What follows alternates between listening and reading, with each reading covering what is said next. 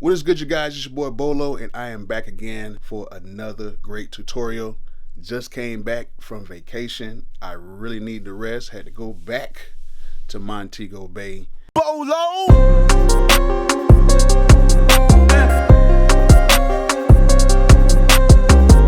I really had a good time. I had to really enjoy myself. I actually went to the little Blue Lagoon, jumped in the water. Um, Hotel was just crazy, swim out pool, all that good stuff. I really wanted to treat myself to a really good time, and it really was a good time. Today, what I'm going to do is I'm going to show you guys how to use the chord maker inside of Beatmaker 3, and I'm going to show you guys how to use the scaler in Beatmaker 3 so you guys can use different scales other than just the major and minor scales. You can use all that other crazy name scales as well. So before we do that, please like, please subscribe, please comment, and please turn on those post notifications so you will know the next time I have another video available. Let's go ahead and get to the tutorial right now. Okay, so we are now in Beatmaker 3. I had several technical difficulties with this video. Tried to use my other little camera right here, but didn't show up too well. And now I'm back on my iPhone recording this. And now I'm in a room that is untreated because I am actually going to convert this other bedroom in my basement to a YouTube studio situation, whatever. However, let's get to the tutorial. Okay, so what we're going to do first while we're in here is we're going to pick an instrument. And as you can see, I have an instrument right here, which is the Pure Synth Platinum 2, which is a dope instrument. It's almost kind of like the nexus of audio unit plugins for Beatmaker 3 and other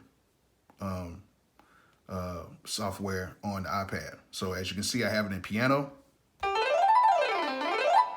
So we have that. Okay, now what we're going to do first, we're going to go through scales. We're going to go to chords second. So let's go ahead and see how the scaler works inside of Beatmaker 3. So let's exit out of all this and go right here to the little pad function right here. And we're in chords.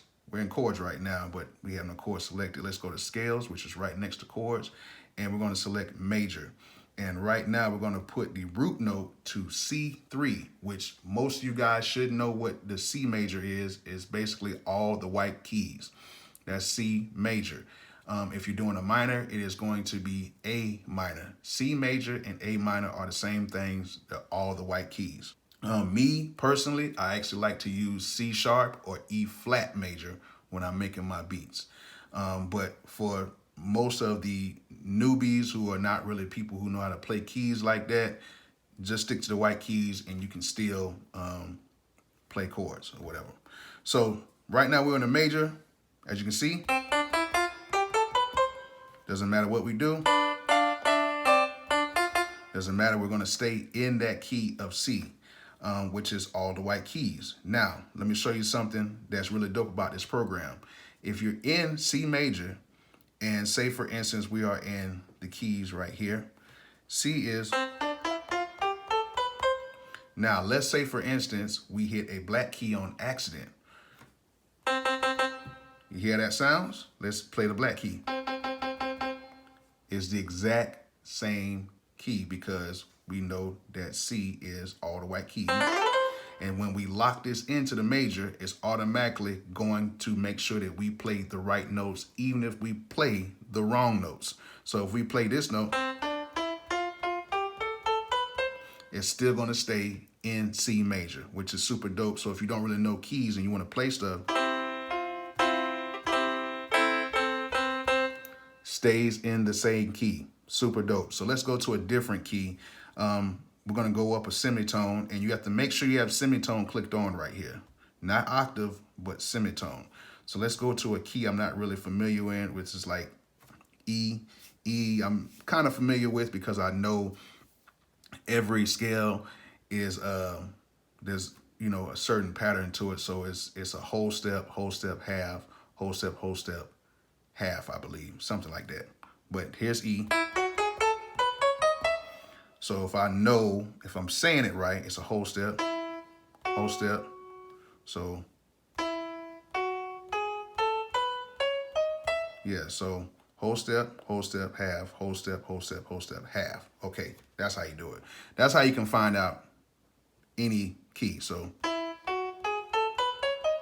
I'm not really too like good with playing in this key, but since I have it locked in, it doesn't really matter because I can play any one of these keys. It's gonna stay in the same key range.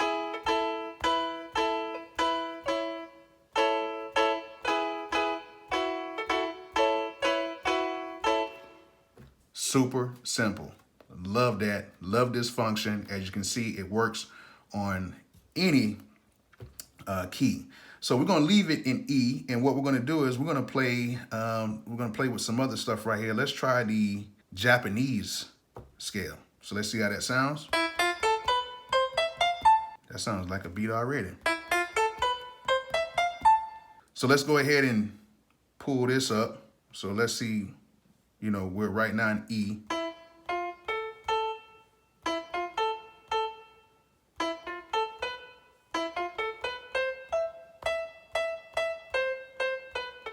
So that's a Japanese scale.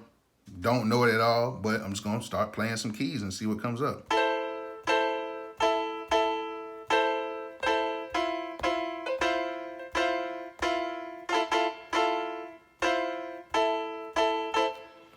Dope. So as you can see, you can go through all these, and a lot of times I just use the pads because it's a little bit simpler.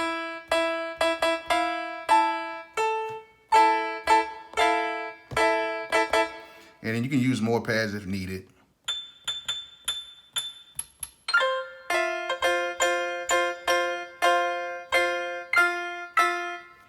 And just super dope. So that's basically how you can use the scales function inside of Beatmaker 3. Now let's go out of that. Let's go ahead and click note scale and let's go to chords. So chords are automatically set in here. It's a chord maker, and when you play these chords or whatever, you can set them to whatever you want just by pressing one note and it'll automatically set it. So let's go ahead and use a simple chord. Let's try harmonic 7th, and we're in E. So let's see how that harmonic 7 sounds on E. Not bad. And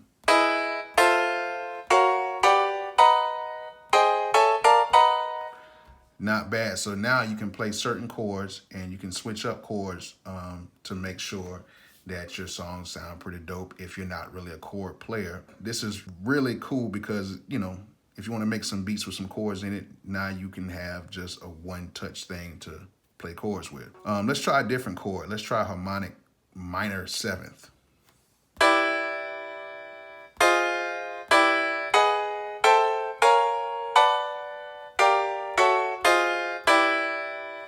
Pretty dope. So that's a dope way of doing it, and it has a lot of different chords in here. You have interval minor 3.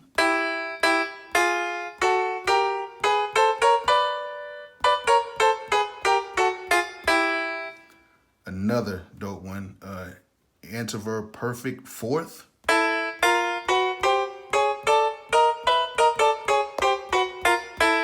And these are all playing in the key of E right now. Now, the other good thing about this is, say for instance, we want to go and we want to turn on the chords and turn on the scales. So now, let's say for instance, we want to do a Japanese scale with the interval perfect 4th. We can go into here and now we can play this.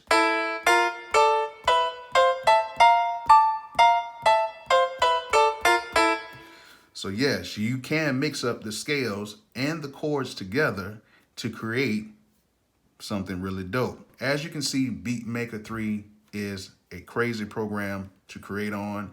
It has so many things on it, and that's why I continue to use it more and more. So as you can see, you can create chords, you can create scales, and you can create both together to make some really dope music. Hope you guys enjoyed this. Hope you guys learned something from it. And if you have any questions, just leave a comment in the comment section below. All right, you guys take care.